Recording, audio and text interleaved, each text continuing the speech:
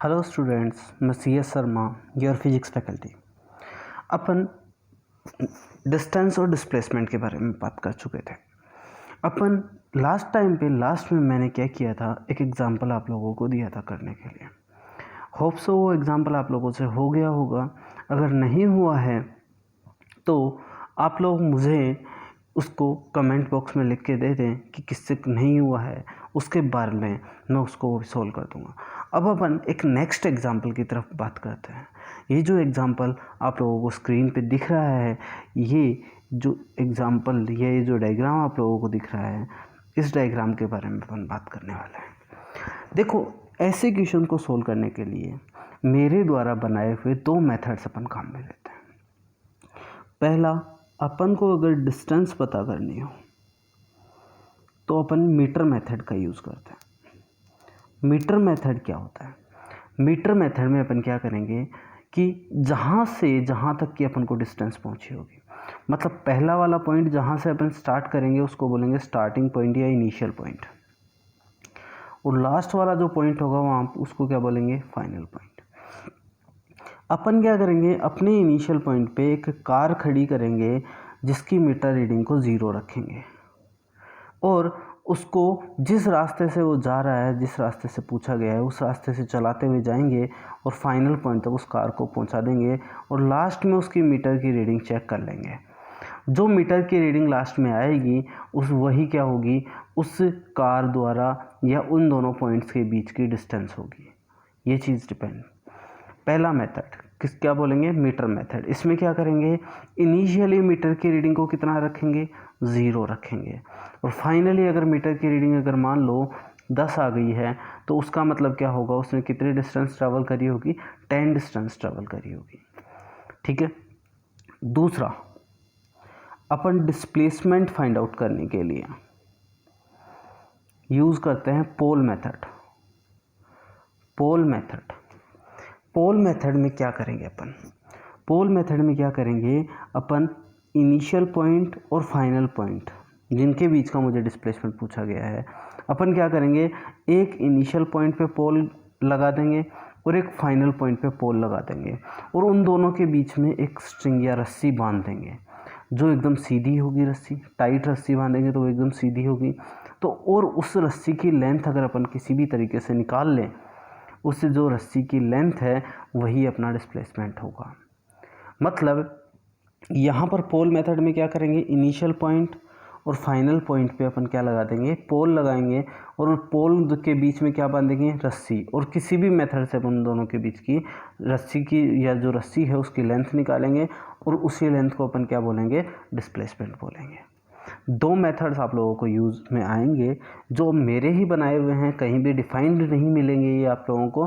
तो इन दोनों को एक बार आप साइड में नोट कर लें, और कैसे कैसे लिखा हुआ है, क्या क्या बोला है मैंने इनके बारे में, उस चीज़ को भी आप एक बार नोट कर लें अच्छे से।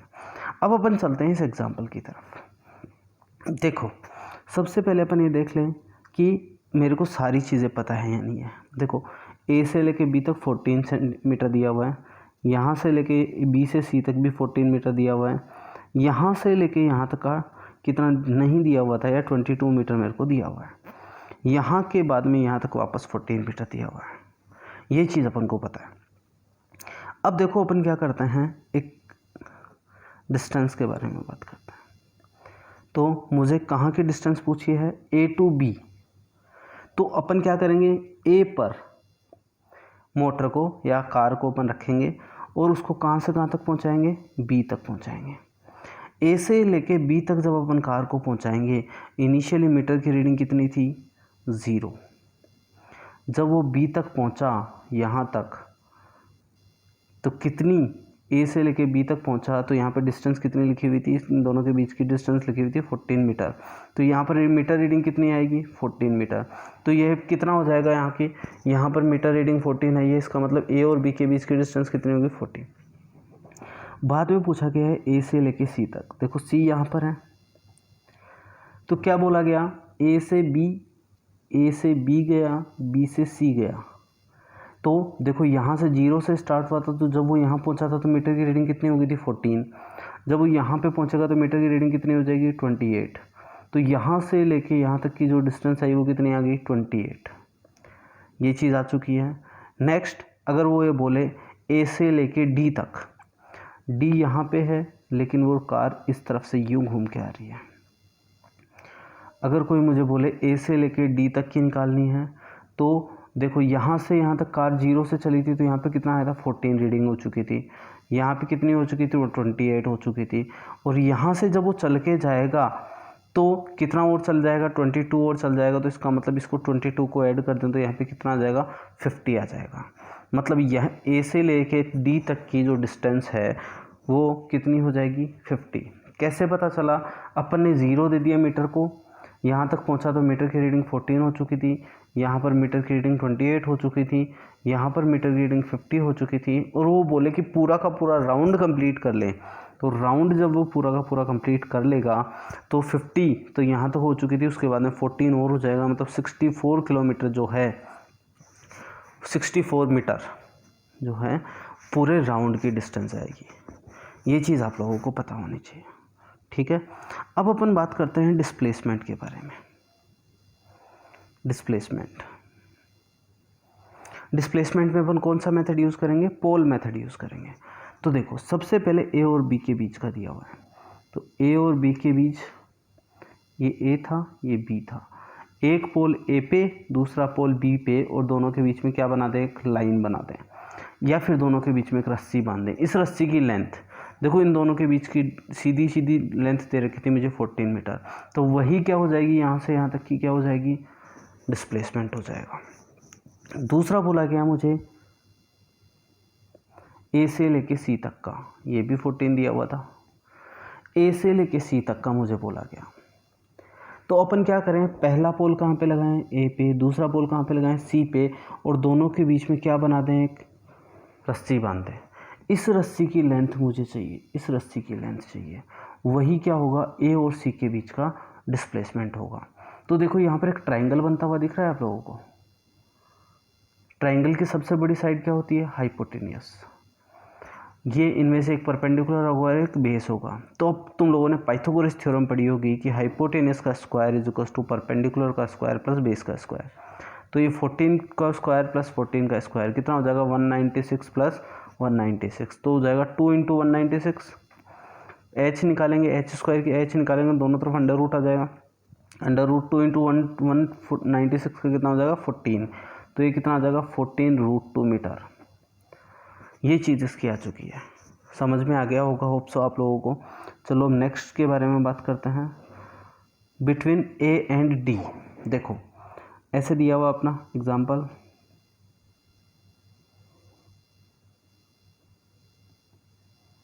ये ए, ये बी, ये सी और ये डी। अब अपन क्या करें? पहला वाला पॉइंट कौन सा है? ए। दूसरा वाला पॉइंट कौन सा है? डी। दोनों के बीच में क्या बांधे? एक रस्सी बांधे। इस रस्सी की लेंथ निकालनी है। देखो इस रस्सी की लेंथ और इस लाइन की लेंथ बराबर होगी, मतलब कितना आ जाएगा? 14 मीटर। ये चीज़ आ गई होगी। बिटवीन ए एंड ए, मान लो कि ये ए और ए जो फाइनल पॉइंट और इनिशियल पॉइंट एक है, इसका मतलब पहला पोल भी यहीं लगेगा, दूसरा पोल भी यहीं लगेगा, दोनों के बीच रस्सी बांधी नहीं जा सकती है, मतलब उन दोनों के बीच में जो रस्सी की लेंथ होगी वो कितनी होगी? 0। तो यहाँ पे डिस्प्लेसमेंट कितना हो जाएगा? 0 हो जाएगा। नेक्स्ट पूछा गया बिटवीन बी एंड डी, देखो पहला पॉइंट कौन सा है? बी। दूसरा पॉइंट कौन सा है? डी। दोनों के बीच में भी रस्सी बांधे, तो देखो यहाँ पर एक ट्रायंगल दिख रहा है, ये वाला BAD, इससे भी निकाल लेंगे, वो भी 14√2 आएगा। नेक्स्ट पूछा गया है बिटवीन सी एंड डी, पहला वाला पॉइंट कौन सा है? सी। दूसरा वाला पॉइंट कौन सा है? डी। दोनों के बीच में क्या बांधे? रस्सी बांधे। इस रस्सी की लेंथ कितनी होगी? 14 मीटर। क्यों? ये वाली साइड और ये वाली साइड क्या है? बराबर है।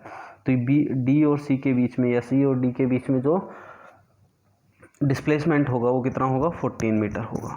तो इस चीज़ से अपन एक चीज़ देख सकते हैं कि जो इन दो, देखो सी और डी के बीच में कोई सीधा एक लिंक नहीं था, लेकिन फिर भी डिस्प्लेसमेंट जो है वो वही होगा जो मिनिमम डिस्टेंस होगी, चाहे से पाथ हो या नहीं हो, उससे कोई लेना देना नहीं है।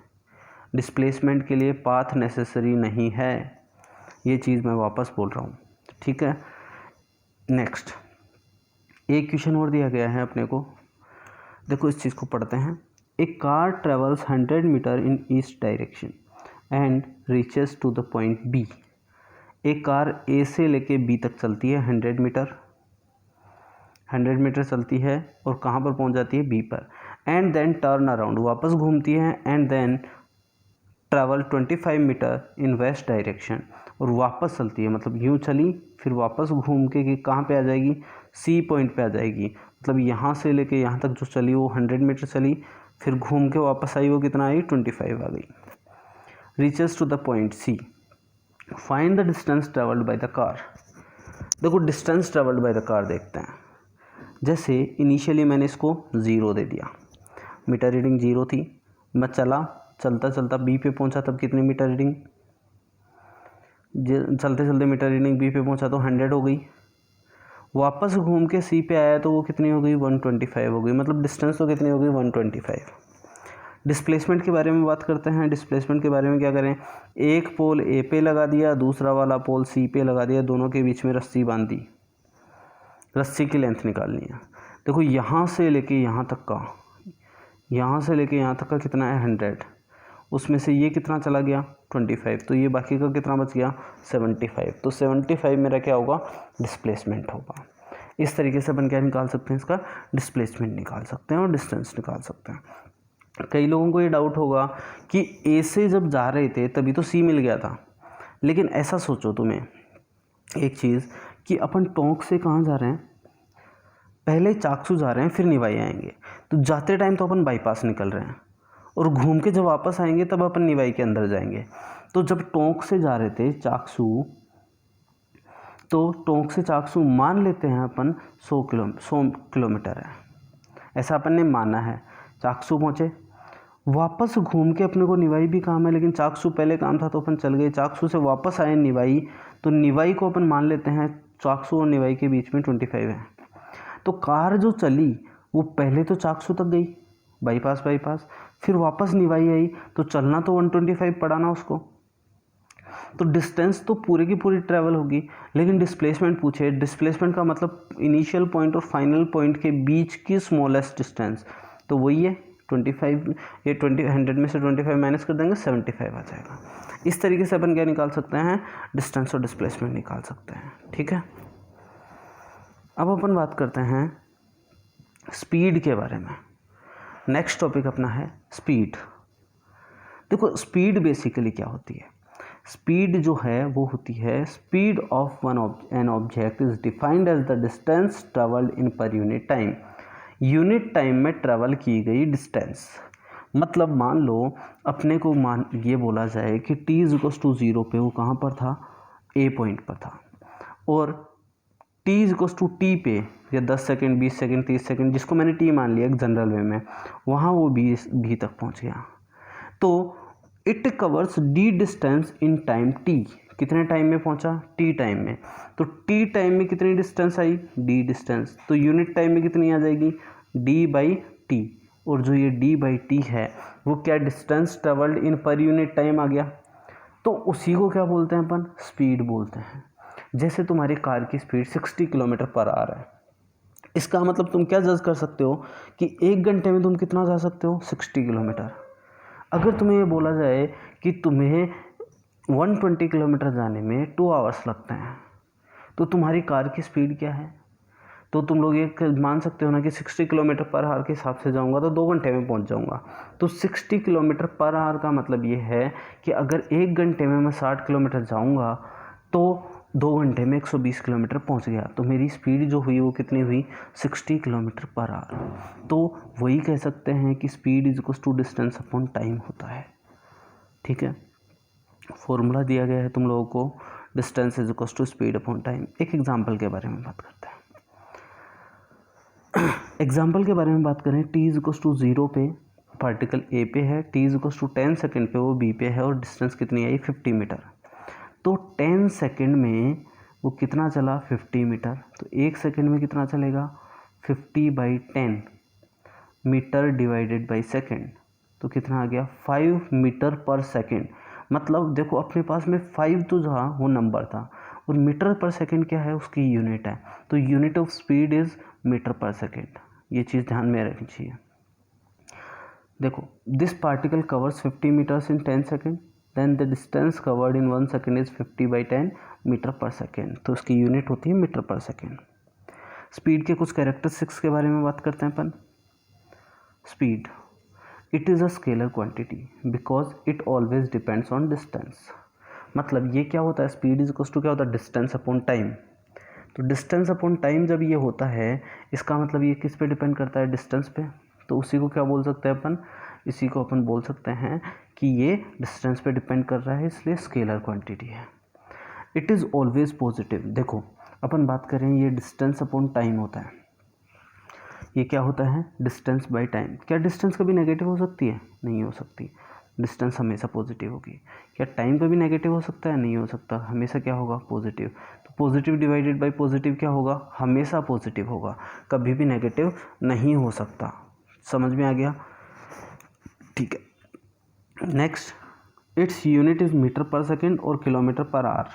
कुछ भी बोल सकते हैं। अगर मुझे टाइम सेकंड में दिया होगा तो डिस्टेंस मीटर में लेंगे, तो मीटर पर सेकंड आ जाएगा। अगर टाइम आवर में दिया होगा तो डिस्टेंस किलोमीटर में लेंगे, जिसको अपन किलोमीटर पर आवर बोल सकते हैं। ये चीज़ समझ में आ जानी चाहिए आप लोगों को। नेक्स्ट अपन बात करते हैं टाइप्स ऑफ स्पीड के बारे में। Types of speed, there are 4 types of speed. 4 type की स्पीड होती है। कैसी कैसी स्पीड हो सकती है, पहला है average speed, instantaneous speed, instantaneous याद होना चाहिए आप लोगों को, speed, uniform speed, non uniform speed. देखो, एवरेज स्पीड क्यों ज़रूरी है, एवरेज स्पीड इसलिए ज़रूरी है कि अगर मान लो मुझे टोंक से जयपुर तक जाना है, तो ऐसा तो ज़रूरी है नहीं कि हमेशा टोंक से जयपुर तक कार जाएगी वो 60 किलोमीटर पर आवर की स्पीड से ही जाएगी। वो कभी 100 भी हो सकती है, कभी 20 भी हो सकती है, कई जगह हो सकता है उसको रुकना भी पड़ जाए। तो क्या होगा कि एवरेज स्पीड जो है वो उस चीज़ को डिफ़ाइन करती है कि अपन इतनी स्पीड से जाएंगे तो अपन एवरेजली वहाँ पर पहुँच जाएंगे। तो इसको डिफ़ाइन किया जाता है total distance upon total time से। और अगर मान लो किसी भी पर्टिकुलर इंस्टेंट ऑफ टाइम पर, मतलब पर्टिकुलर इंस्टेंट ऑफ टाइम का मतलब ये है कि किसी भी गिवन मोमेंट ऑफ टाइम पर अगर मुझे स्पीड हो तो उसको बोलेंगे इंस्टेंटेनियस स्पीड। यूनिफॉर्म का मतलब होता है एक जैसा, मतलब अगर स्पीड जो है हमेशा कांस्टेंट है, सेम है, तो उसको बोलेंगे यूनिफॉर्म स्पीड। और अगर वो चेंज हो रही है तो उसको बोलेंगे अपन non uniform speed.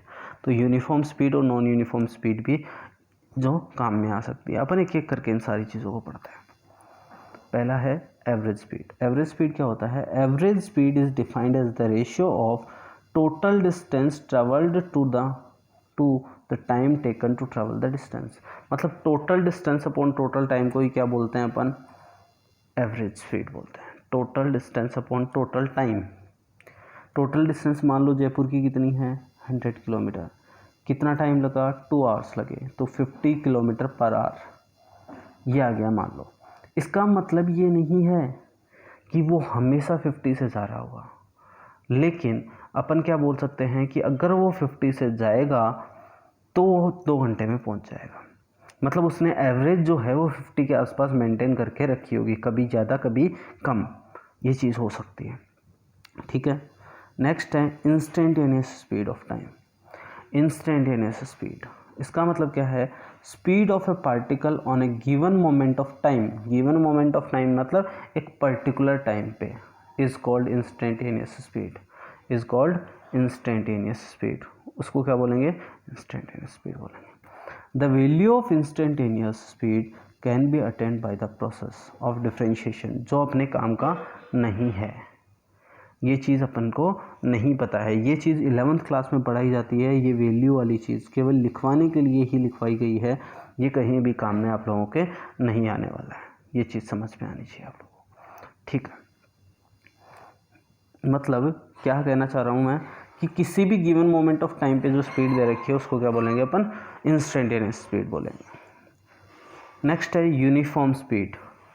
Uniform speed क्या होती है, it is a if a particle travels equal distance in equal time of intervals, then we can say that speed of particle is uniform.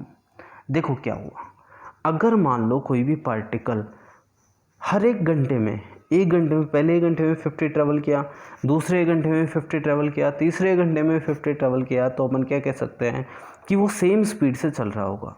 मतलब उसकी स्पीड कैसी होगी, यूनिफॉर्म होगी। जैसे t = 0 से लेकर t = t तक, मान लो यहाँ 0 था, यहाँ 10 सेकेंड था, उसमें भी कितना ट्रैवल किया, 10 मीटर ट्रैवल किया। 10 से लेकर 20 सेकेंड तक भी 10 मीटर ट्रैवल किया।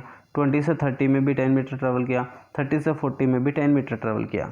इसका मतलब हर बार उसकी स्पीड कितनी आ रही है, सेम आ रही है। इसका मतलब वो कैसा आ गया, यूनिफॉर्म स्पीड है। ठीक है, नेक्स्ट है नॉन यूनिफॉर्म स्पीड।